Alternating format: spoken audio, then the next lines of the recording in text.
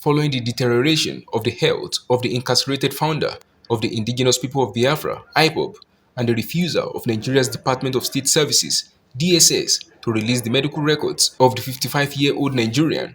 Counsel to the embattled IPOB leader, Mike Ozekhome's son, said they were at the Federal High Court to seek an order of Mandamus to press home his client's demand and compel the Nigerian authorities to release the medical files. Speaking after the court session, a vehement Ozekhome said their request from the Honorable Justice Binta Nyako-led court was for the medical record of Kanu to be made available to them, as he noted that the doctor of the activist was denied access to his client, despite the diagnosis made by the DSS doctors confirming the dangerous state of his health condition. Essentially, in that application, we are asking the court to grant Nnamdi Kanu an order of Mandamus to compare the DGSSS, the SSS, and the Attorney General to make available to Nnamdi Kanu his medical records since he was detained by them starting from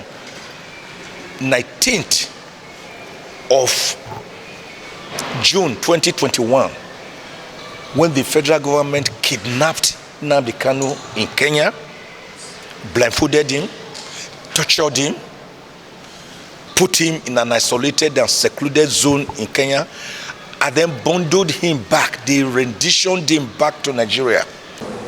The senior advocate of Nigeria, who described the lengthy nature of the litigation, reminded Nigerians that the country's appeal court struck out all count charge against Kanu on 13th October 2022, as the court further gave a far-reaching verdict stating that he should be discharged and shouldn't be detained or prosecuted in any Nigerian court on the same count. He further stated that the federal government filed for a stay of execution on the freedom of Kanu, which was appealed at the Supreme Court, with the FG persistently stalling the hearing at the court. The pronouncement that the detention of Nnamdi Kanu and the rendition, the forceful rendition back to Nigeria, were most egregious and most distasteful and contrary to all known international and local laws.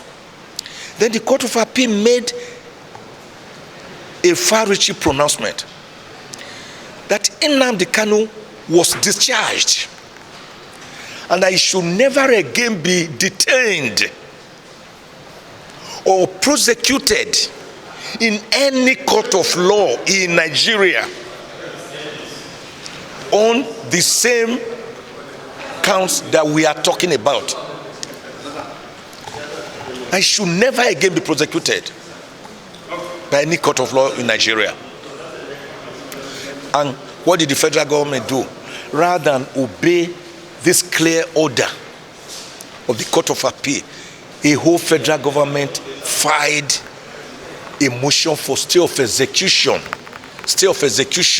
of a judgment setting free his own citizen, which amounted to staying execution of the liberty of a citizen, where America will go out of its way to foreign countries to go and take even one citizen from a country.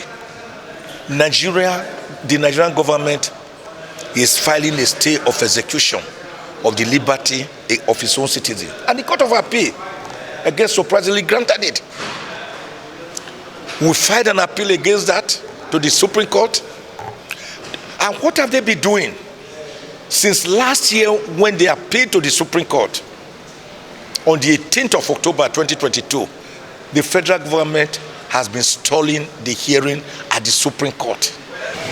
The legal icon also said international bodies like African Union and the United States Human Rights Group have delivered rulings asking the federal government to release and compensate Kanu. And for your information, the African Union, the United States Human Rights Group, they have all delivered judgments and rulings telling the federal government of Nigeria to release Nnamdi Kanu that he had committed no offense, that they should even pay him compensation. So against international rulings and judgments, against Court of Appeal judgment, against Federal High Court judgment, Nnamdi Kanu is still today held in solitary confinement at the SSS Gulag with no access to his personal physician. In the same vein, 11th May has been fixed to hear the main matter of the IPOB leader's release from detention in what is fast turning to a protracted case. In Abuja, Nigeria's capital, Abiodun Mohammed, Top Accolade News.